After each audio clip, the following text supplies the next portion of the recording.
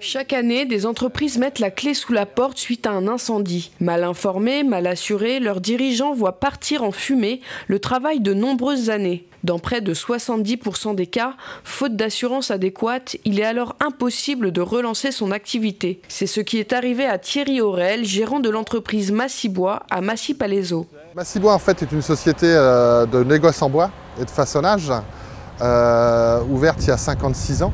C'est une société qu'on a rachetée il y a 5 ans.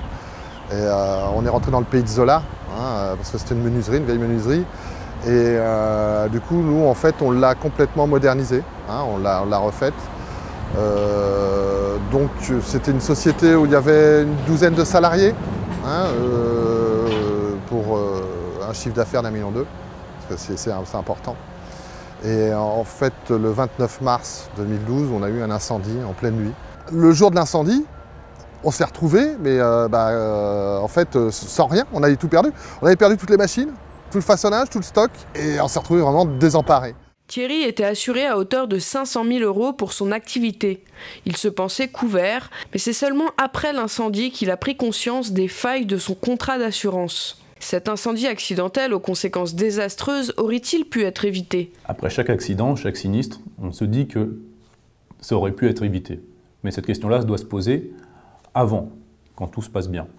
Et il est toujours possible, si ce n'est d'éviter complètement un accident ou un incendie, d'au moins en limiter les conséquences. Il existe deux grands principes pour limiter les risques d'incendie ou en limiter les conséquences. Ce sont les mesures de prévention, comme le contrôle des installations électriques, ou la séparation des travaux par point chaud des matières combustibles, ou la mise en place de moyens de protection, comme la mise en place d'extincteurs contrôlés annuellement, ou la séparation des déchets à l'extérieur du bâtiment, ou la séparation des ateliers, magasins, des réserves.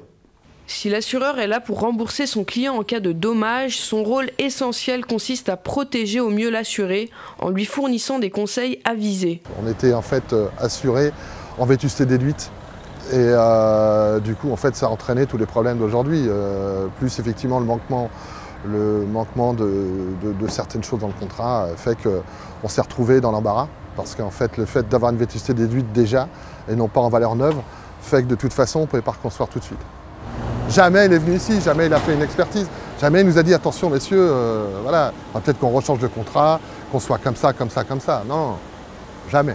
Si Massibois avait été assuré correctement en matière de valeur des bâtiments, on n'aurait jamais eu d'opposition du propriétaire. Donc Massibois aurait pu toucher les indemnités sur ses marchandises, matériels et outillages et aurait pu très facilement se réinstaller ailleurs. On est face à une entreprise qui s'était assurée à peu près correctement pour ses biens propres d'exploitation et qui s'était par contre très mal assurée au niveau des préjudices d'exploitation, puisqu'il n'avait pas souscrit une garantie de perte de valeur vénale du fonds de commerce, et que d'autre part, au niveau des responsabilités locatives, le courtier a fait deux erreurs monumentales dans le contrat.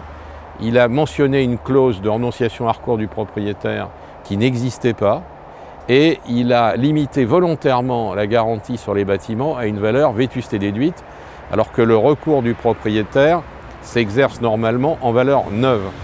La mise en place d'une assurance adaptée est primordiale pour les professionnels. La première des précautions, c'est vérifier les clauses et les textes inscrits dans le bail. Ça peut avoir des conséquences assez lourdes pour l'assuré, et ça c'est important de le vérifier et d'adapter le contrat aux clauses du bail. Deuxièmement, il faut vérifier les capitaux, c'est-à-dire par rapport à l'existant, des matériels, des valeurs de marchandises, adapter son contrat aux valeurs existantes et vérifier à l'évolution, augmentation, rachat de matériel ou de marchandises, à adapter son contrat d'assurance. L'assureur doit aider l'assuré justement dans ses besoins et dans ses conseils et adapter le contrat. Il doit avoir des questions pertinentes, vérifier les baux, vérifier les valeurs de marchandises pour adapter son contrat à la réalité des besoins de son assuré. Si les incendies font parfois des victimes, ils causent toujours d'importants dégâts matériels. Il est donc nécessaire d'avoir une assurance sur mesure et surtout de ne pas hésiter à la faire évoluer.